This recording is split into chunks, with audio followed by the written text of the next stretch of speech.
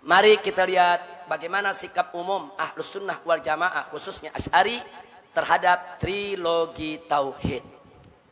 Satu, istilah trilogi tauhid tidak dikenal di zaman salaf, tapi baru diperkenalkan Ibn Taimiyah di abad ke-8 Hijriyah. Catat baik-baik. Makanya kalau tadi saya katakan ini bid'ah, jangan disalahin dong. Zaman Nabi nggak ada, zaman salaf nggak ada. Kan katanya kalau nggak ada bid'ah semua. Nah ini super bid'ah. Baik, yang kedua, mari kita lihat. Tidak ada satupun ayat, tidak ada satupun hadis, tidak ada satupun athar dari salaf yang menyebut orang muslim sebagai bukan ahli tauhid. Nggak ada. Muslim ya muslim, kafir ya kafir. Muslim ya ahli tauhid, bukan ahli tauhid ya kafir. Selesai, simple akidah Ahlussunnah ya ikhwan. Simple. Dia ahli tauhid, ya dia muslim. Dia bukan ahli tauhid, ya dia kafir. Selesai. Nggak ada tuh kayak tadi Wahabi membagi-bagi. Ada muslim yang ahli tauhid, ada muslim yang bukan ahli tauhid. Muslim yang ahli tauhid mengakui rububiyah dan uluhiyah. Muslim yang bukan ahli tauhid kalau nggak mengakui Allah punya tangan, kaki, mata, itu bukan ahli tauhid asma wa sifat. Nggak ada itu pembagian. Orang kafir ada ahli tauhid, ada ahli bukan ahli tauhid. Orang kafir yang mengakui pencipta alam semesta adalah Tuhan yang esa, Allah Subhanahu wa taala, mereka ahli tauhid rububiyah. Tapi kalau mereka mempersekutukan Allah, tetap nggak menyembah Allah, berarti mereka bukan ahli tauhid uluhiyah. Ini pembagian semacam ini, saudara, ini membingungkan umat. Nah, jadi jangan mengada-ngada lah. Ikut saja udah ulama salaf kita. Kalau dia ahli tauhid ya dia muslim, dia mukmin. Kalau dia bukan ahli tauhid ya dia kafir. Selesai. Jangan diputar-putar, saudara. Nah, ini gara-gara Wahabi muter-muter begini, akhirnya dimanfaatkan oleh kalangan liberal. Sampai ada kalangan liberal mengatakan Ahok itu bukan kafir. Saya nggak katakan Wahabi yang bela Ahok, enggak. Cuman pemikiran Wahabi semacam ini dieksploitasi akan oleh kalangan liberal, saudara. Maka sekarang kalangan liberal di mana-mana berteriak, nggak boleh kita kafirkan Ahok. Inna lillahi wa inna ilaihi raji'un. Kira-kira jelas tidak? Hati-hati, ini soal akidah. Yang ketiga, tidak ada satupun ayat, tidak ada satupun hadis, tidak ada satupun athar salaf yang menyebut orang kafir sebagai ahli tauhid. Nggak ada. Nggak ada. Hat burhanakum in kuntum shadiqin. Tunjukkan kepada kami. Ayo buktikan mana ayatnya, mana hadisnya, mana athar salafnya yang mengatakan bahwa ada keterangan orang kafir itu boleh disebut ahli tauhid. Nggak ada, saudara. Yang mengatakan orang kafir boleh disebut ahli tauhid, yang pertama kali memulai Ibn Taimiyah. Dengan mengatakan bahwa orang-orang musyrik itu mereka ahli tauhid rububiyah, tapi bukan ahli tauhid uluhiyah. Ibn Taimiyah ini bukan nabi. Kalau salah ya kita salahkan. Hei para pengikut Ibn Taimiyah, hei para pengagum Ibn Taimiyah, dalam persoalan ini Ibn Taimiyah salah. Akidah Ibn Taimiyah dalam soal ini bukan akidah Ahlus Sunnah wal Jamaah. Kalau kalian mengaku sebagai Ahlus Sunnah wal Jamaah, ayo kita kembali ila kalimatin sawa. Kita kembali kepada kalimat yang sama di antara kita. Jangan mengkultuskan Ibn Taimiyah seolah-olah Ibn Taimiyah ini nabi yang nggak pernah punya salah. Ibn Taimiyah ini ulama besar, orang pintar, orang cerdas, diakui oleh para ulama di zamannya. Bahkan kalangan Asy'ari tidak memungkiri, saudara, bagaimana kecerdasan, kepiawanan, kehebatan daripada Ibn Taimiyah. Tapi jangan lupa, Ibn Taimiyah juga manusia. Manusia itu yusib wa yukhti, bisa benar bisa salah. Benernya ikuti, salahnya koreksi. Kesian Ibn Taimiyahnya. Loh kenapa saya katakan kesian? Kalau kesalahan dia diikuti terus dijadikan madhab. Kesian, saudara, Ibn Taimiyahnya. Kalau kita cinta kepada Ibn Taimiyah, pendapat yang sudah dia koreksi, ya kita ikuti hasil koreksiannya. Ibn Taimiyah di akhir hidupnya menarik semua sikap dia yang mengkafir-kafirkan yang berbeda pendapat dengan dia, saudara. Tapi sekarang ini para pengikutnya banyak memakai pendapat Ibn Taimiyah yang lama, yang suka gampang ngafir-ngafirin orang lain. Nah, maka itu kalau cinta Ibn Taimiyah, saudara, yuk cintai secara baik, secara benar, cintai fillah.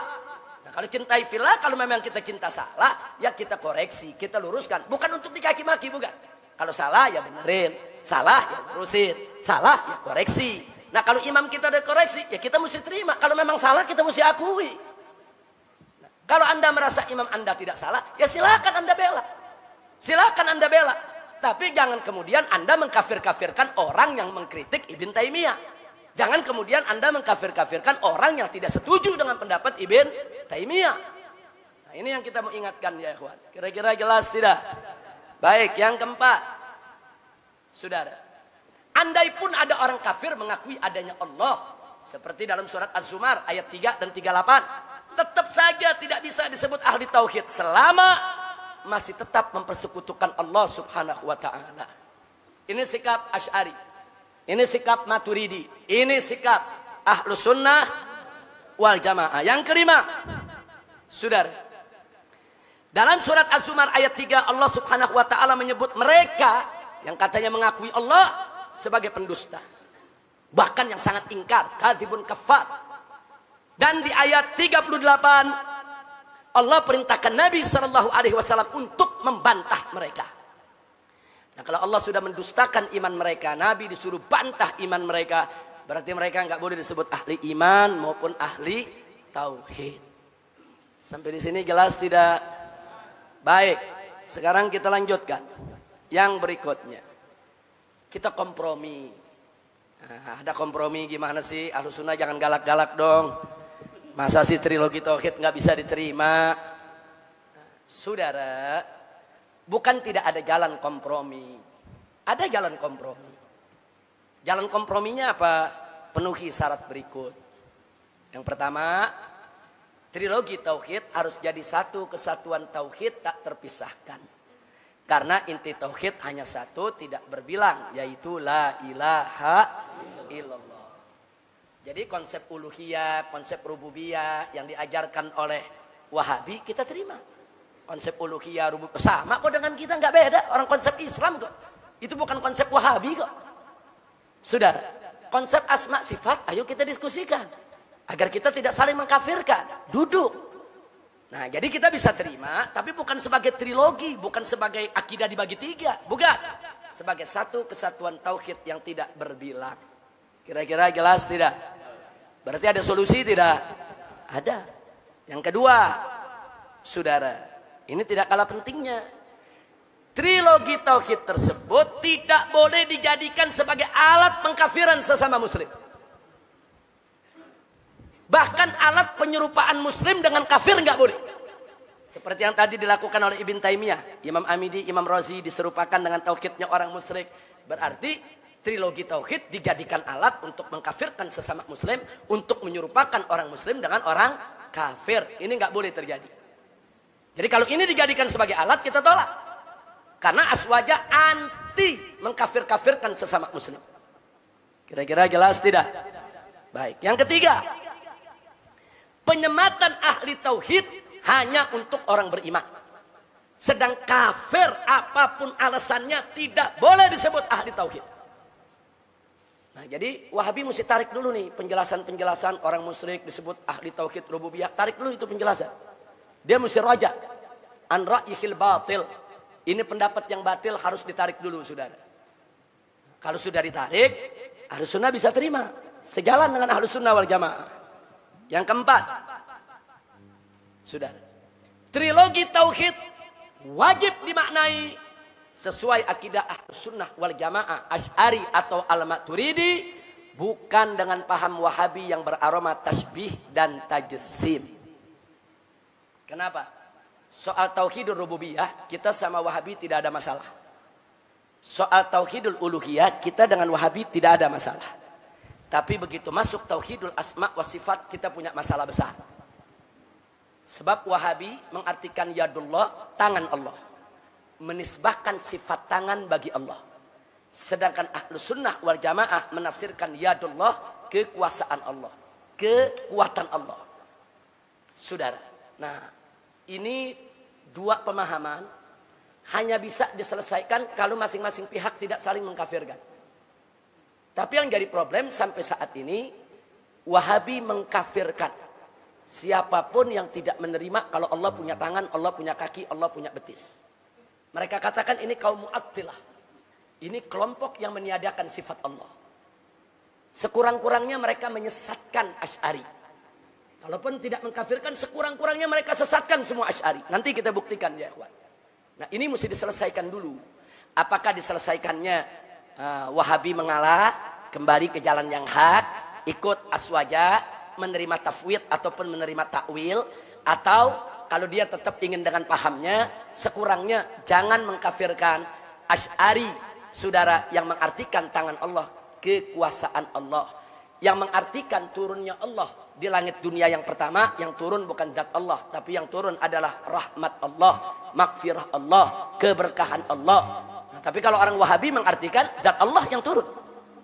Nah, cuman mereka jadi bingung. Bingungnya kenapa? Bumi ini kan bulat. Tengah malam itu kan selalu ada. Kita di sini siang, di belahan lain tengah malam. Nah, sedangkan hadis mengatakan di setiap tengah malam Allah turun. Nah, karena bumi bulat, Allah nggak naik-naik jadinya. Nah, makanya sekarang sebagian mereka ngotot bumi itu nggak bulat, ngotot. Nah, supaya apa? Supaya Allah bisa turun naik. Masya Allah, saudara, saya nggak mau usil dengan akidah mereka. Silahkan mereka punya akidah macam itu, tuh urusan mereka. Yuk kita dialog. Tapi jangan kau kafirkan saudara-saudaramu yang nggak percaya dengan kelucuan tadi. Masa kita nggak percaya yang lucu dikafirin? Kira-kira jelas gak? Itu kan aneh kalau Allah diserupakan dengan makhluk. Sementara kita punya prinsip laisa kamitslihi syai' walam yakul lahu kufuwan ahad. Saudara, itu akidah Ahlussunnah. Kami enggak bakal pernah menyerupakan Allah dengan makhluk atau menjasmanikan Allah dalam bentuk dan rupa. Sudah. Kira-kira sampai di sini jelas tidak? Ini 4 syarat. Jadi kesimpulannya, jika syarat di atas tidak terpenuhi, maka trilogi Tauhid Wahabi wajib ditolak. Kenapa? Sebab hanya dijadikan alat untuk mentauhidkan orang kafir dan mengkafirkan ahli tauhid. Na'udzubillah min dzalik. Sampai di sini jelas? Paham semuanya? Alhamdulillah.